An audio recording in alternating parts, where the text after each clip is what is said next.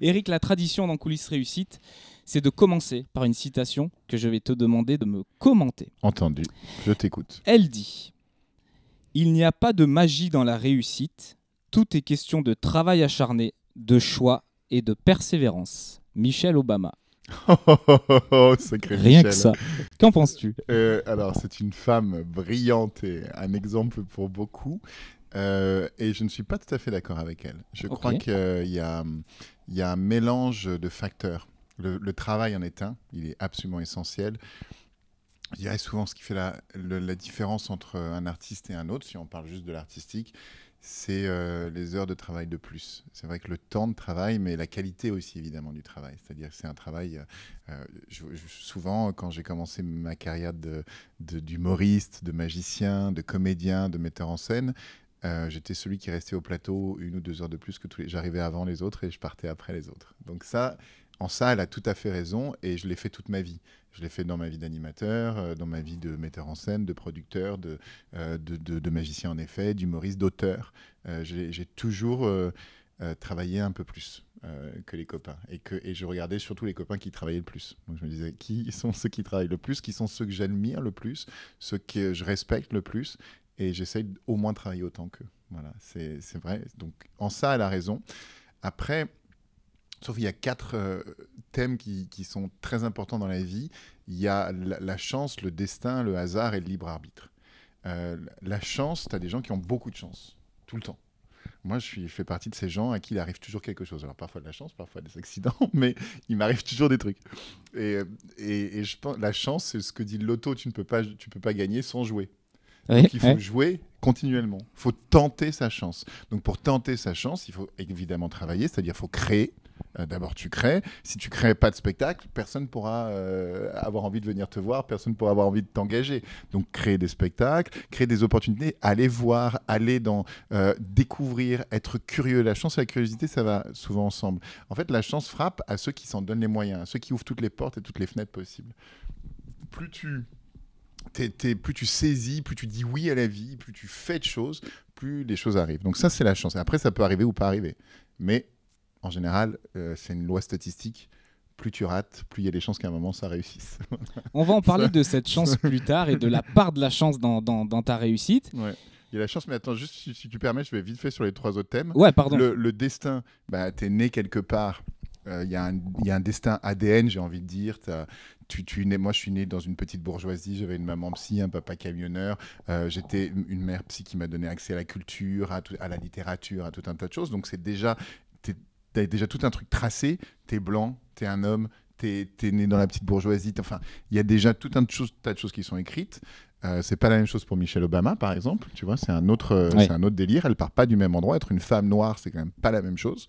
Et puis, il y a le libre arbitre, il y a les choix que tu fais, des vrais choix posés, des choix de carrière, des choix en ce qui me concerne, les choix de travailler la magie, les choix d'être sur scène, le choix d'aller faire Incroyable Talent, le choix de patati patata. Donc il y a des choix qui sont pas des choix de chance, c'est-à-dire c'est une décision, un travail, etc. Et ça prend du travail. Et puis il y a le hasard, il y a les lois du chaos.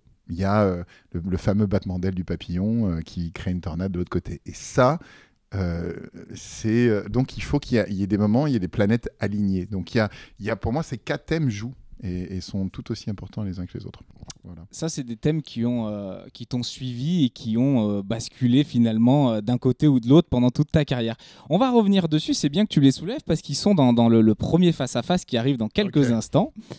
Mais la question finalement qu'on attend tous et qui est le thème de ce podcast, selon toi, quelle est ta définition de la réussite ?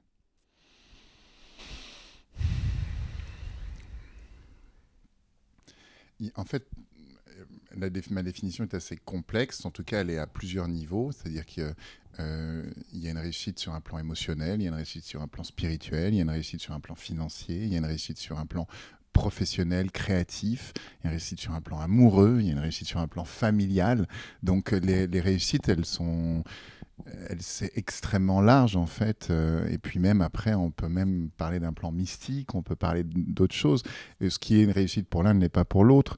Moi j'avais une ambition d'un succès populaire, Cette ambition de succès populaire me rend heureux moi, mais je pense que ce serait absolument insupportable pour d'autres d'être tout le temps arrêté, tout le temps coupé dans ta vie, dans ton mouvement, dans ton désir par le fait que par tout ce que tu as dégagé fait que les gens viennent te voir tout le temps et tout ça, d'être très sollicité par exemple, ça peut être complètement insupportable. Moi je trouve ça très très beau. Certains artistes trouvent par exemple le succès populaire un peu indécent. Alors que moi je le trouve absolument poétique.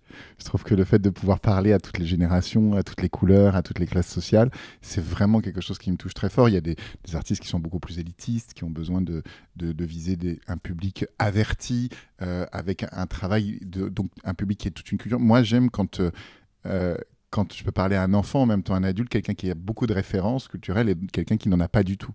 Et d'être capable de déclencher chez eux une émotion qui va être différente, mais quand même une émotion. Donc, je peux parler de ma réussite à moi. Je ne peux pas te parler de ce que c'est que la réussite. Voilà. Ma réussite à moi, c'était d'être un papa, d'avoir des enfants. C'est très, très, très important. C'était de vivre de mon métier. Et le jour où je me suis mis à vivre de mon métier, pour moi, c'était déjà une énorme réussite. Le jour où j'ai dit, ça y est, je vis de mon métier, je pense que je vivrai de mon métier jusqu'à la fin de ma vie. C'était absolument énorme. Après, d'autres cadeaux sont arrivés dans la vie. Je suis devenu juré, animateur, je suis devenu metteur en scène, je suis devenu auteur, j'ai fait beaucoup producteur. Donc, il y a eu plein d'autres réussites dans d'autres domaines qui ont été conséquents à cette première réussite. Tu penses avoir réussi aujourd'hui ? Si je te dis Eric, est-ce que tu as réussi ? Qu'est-ce que tu me dis ? Je te dis, dans les critères extérieurs de la société, oui, j'ai réussi. Dans mes critères intérieur et mon désir, je trouve que le chemin est encore long à parcourir. Voilà. Je trouve qu'il y a encore un travail de lâcher prise, il y a un travail de libération intérieure, psychologique, intellectuelle. Je trouve qu'en termes d'auteur, il y a des choses à affiner. Il y a des choses que j'ai envie de raconter, que je sens qui sont en train d'affleurer, mais que je n'ai pas encore touché. Voilà. Tu n'as pas complété toutes les cases encore. Non, j'ai envie de raconter des histoires que je n'ai pas encore racontées. J'ai envie de raconter des choses au monde, j'ai envie de créer des choses que je n'ai pas encore créées.